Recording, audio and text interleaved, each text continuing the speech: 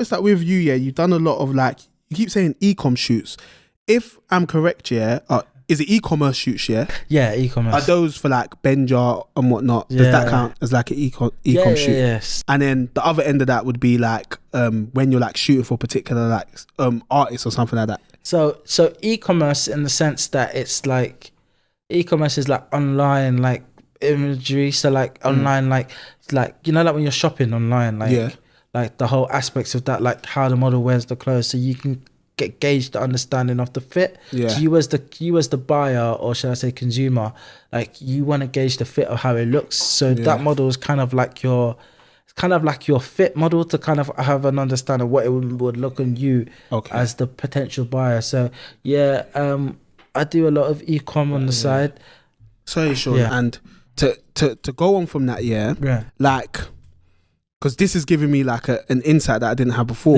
So when it comes to like e-com shoots in comparison to when you're like styling an artist and whatnot, does styling an artist take more skill, quote unquote, because it's having to align with the artist's personality and whatnot and what the label wants and all of that? Whereas when it comes to e-com shoots, it's more about the fit. Is that what you're saying?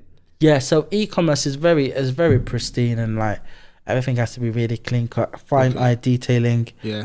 Because like it's you have to make sure that the garment is worn according to how it's been designed, and like everything has to be like seen, like, so like that's why sometimes when you do e-commerce shoots, some people may say it's boring, etc., because it's a lot of stylists' bread and butter for when they're not doing like the creative stuff. And like with e-commerce, you like let's say you have a jacket, you have to make sure that it's properly done up, like they can see like all the detailing, like making sure that everything is like, you know, like maybe you might have to like lint roll it properly, steam it. It has to be done according to the design, and it has to look so clean and perfect so the consumer who's buying the clothes knows what they're buying.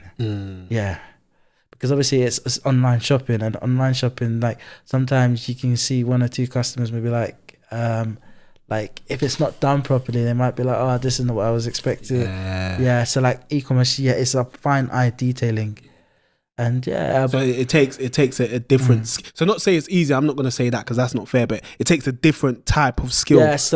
So in styling as well, there's some people are just product-based stylists, or some people are just e-commerce stylists. So some people just decide to work in-house for a brand, and that's it. They're just going to be e-commerce stylists, and they just shoot for that brand in particular. So there's like a brand guideline.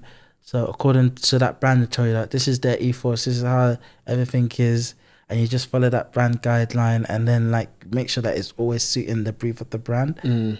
And then obviously you got the more kind of, I would say, like the styling element, working with celebrities or working with a talent in particular.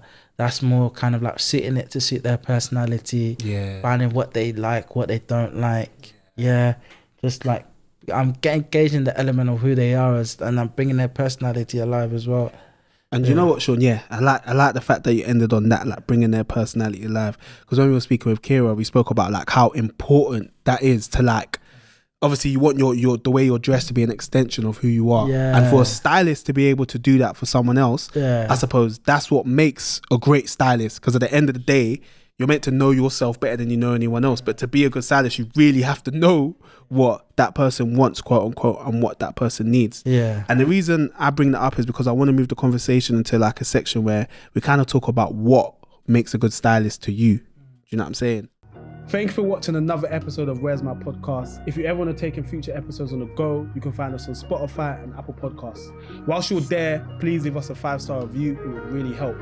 And also, don't forget to follow us on our Instagram, WMTV_LDN, to keep up to date with the latest goings on in UK fashion. Keep it locked.